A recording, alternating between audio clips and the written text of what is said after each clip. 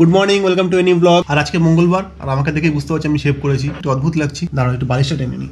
প্রতিমা আর বেনু তো নেই এখানে, শ্বশুর বাড়িতে আছে, তোমরা দেখেছো অলরেডি ব্লগে। আর হয়তো কয়েকদিনের মধ্যে 3 বা 4 দিনের মধ্যেই হয়তো প্রতিমারা চলে আসবে। অফিস তো থাকে, তো ওখানে অনেকটা সময় কেটে যায়। মাঝে মাঝে অফিসের কাজের ফাঁকে উঠে উঠে বেনুকে আদর করতাম, সেটা তো এখন পসিবল নয়। হোয়াটসঅ্যাপ কল করি, হোয়াটসঅ্যাপ কলে দেখা হয় বেনুর সাথে। আজকে সকাল সকাল দেখছিলাম পুরো কুয়াশা ছিল, ভোরবেলাটা। সিজনের জিনিস সিজনে দেখলে খুব ভালো লাগে। যেমন শীতকালে কমলালেবু উঠলে ভালো লাগে, সেরকম শীতকালে যখন কুয়াশা দেখি ভোরবেলা তখনও ভালো লাগে। কুয়াশা না ধোঁয়াশা সেটা হচ্ছে ইম্পর্টেন্ট। এখন পলিউশন এত বেশি, ধোঁয়াশাই হয়।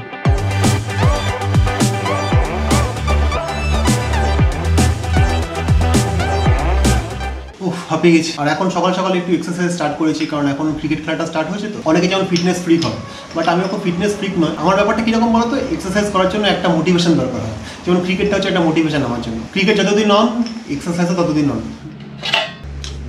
আজকে পাকামো করে একটা কাজ করেছি, ইনস্টাগ্রাম থেকে লগ আউট করে দিয়েছি। তারপর আর কিছুতে ইনস্টাগ্রামে লগ ইন হয় না। ইনস্টাগ্রাম থেকে একটা সিকিউর কোড পাঠায় আমার মোবাইলে, এবার সেটাও আসছে না মোবাইলে, আর লগ ইন করতে পারছি না। বাই দ্য ওয়ে, তোমরা তো আমাদের ফেসবুকে ফলো করেছো, অনেকে দেখেছি, আমাকে ফ্রেন্ড রিকোয়েস্ট পাঠিয়েছো, অনেকে আমাকে ফলো করছো। তো তোমরা আমাকে ইনস্টাগ্রামে ফলো করতে পারো। ইনস্টাগ্রামে অনেক ভালো ভালো স্টোরিজ আমরা শেয়ার করি ডেইলি লাইফে। মার প্রতিদিন সকালবেলা রুটিন, গাছে জল দেওয়া। এখন জল দিচ্ছি, যত্ন নিতে পারছি না। গাছগুলি দাঁড়িয়ে রয়েছে, ওরা জল পাচ্ছে না, কিছু পাচ্ছে না, খুব মন খারাপ লাগে। কিন্তু এখন তো আর সেভাবে যত্ন করতে পারি না, মাঝে মধ্যে জলটাই দিই। জল ছাড়াও আরো অন্য খোরাকের দরকার আছে, কিন্তু সেগুলো আমি দেখতে পাচ্ছি না। হ্যাঁ, গাছে লঙ্কা হয়েছে তো?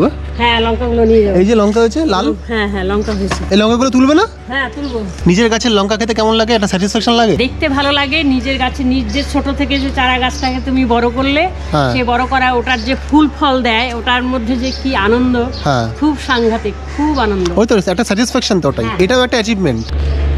হ্যাঁ, এই পাতাবাহার গাছটা আমার খুব প্রিয়। এটা পাথরকুচি গাছ না? এক ধরনের ফুল হবে এটার মধ্যে, এই যে এইটা হ্যাঁ হ্যাঁ, এটা ফুল হবে, সুন্দর ফুল, এবং সেই ফুলটা অনেক দিন থাকে, খুব ভালো লাগে। জিনিসটা কি?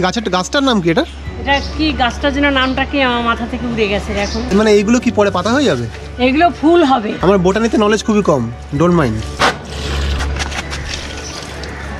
আমাদের পাশের বাড়ি ডুমুর গাছ, এই ডুমুর গাছটা কিন্তু যদিও উচিত না, তবুও আমাদের দিকে হেলে পড়েছে। এবং আমার বৌমা প্রতিমার প্রেগনেন্সি পিরিয়ডে এই ডুমুর গাছ থেকে প্রতিদিনই আমি ডুমুর 4-5টা করে, পাশের বাড়ির লোকেরা ডুমুর খায় না, 4-5টা করে ডুমুর নিতাম, ওকে জুসের মধ্যে করে দিতাম, সবজি তরকারির মধ্যে দিতাম এই ডুমুর নিয়ে।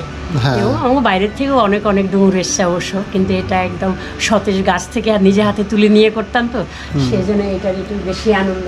ডুমুর গাছটা যখন বড় হয়েছিল তখন একেবারে ওই আমাদের জানলার সামনে পৌঁছে যেত, তো আমরা ওই জানলা থেকে হাত বাড়িয়ে এখান থেকে ডুমুর পাড়তে পারতাম। এই শীতল বাড়িটা কালকে রোদে দেওয়া হয়েছিল, বালিশ তোষক এগুলোর উপর দেওয়া হয়েছিল, তো কালকে তুলতে ভুলে গেছি, সারা রাত এটা এখানেই পড়েছিল। তো আজকে সকালে হঠাৎ করে জানলা খুলে দেখি এটা এখানেই পড়ে রয়েছে, তখন মনে পড়েছে। মানে বোন না থাকলে যা হয় আর কি। প্রতিমা থাকলে হয়তো বলতো কি গো তুলে আনো, এখন ও নেই, তো মাথা থেকে ওটা আউট হয়ে গেছে।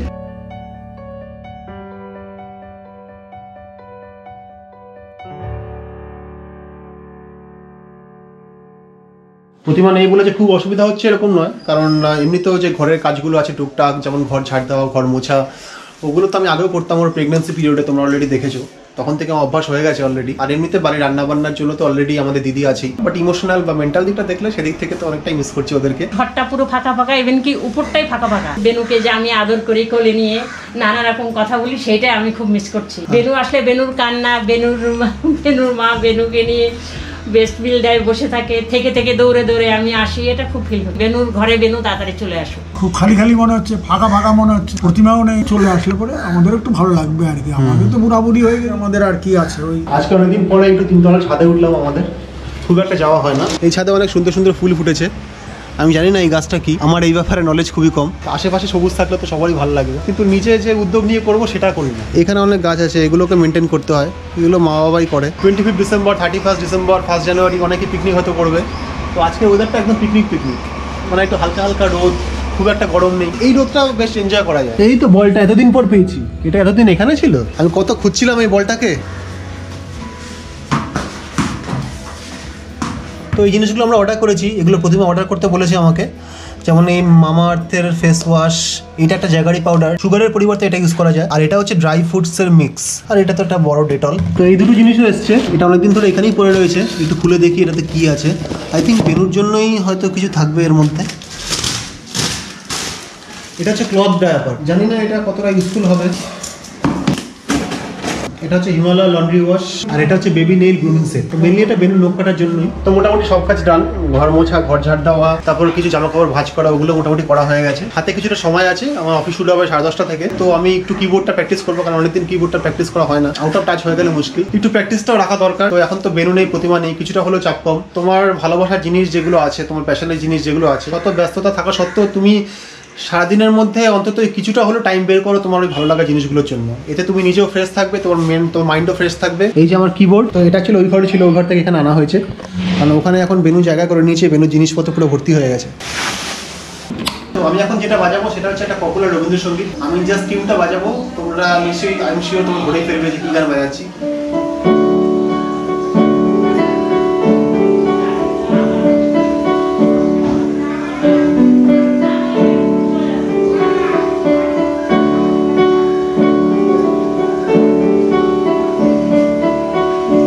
এই মাইকটাও গেছে, এটা একটা বয়ার মাইক, এটা দিয়ে আমি ব্লগিং করি।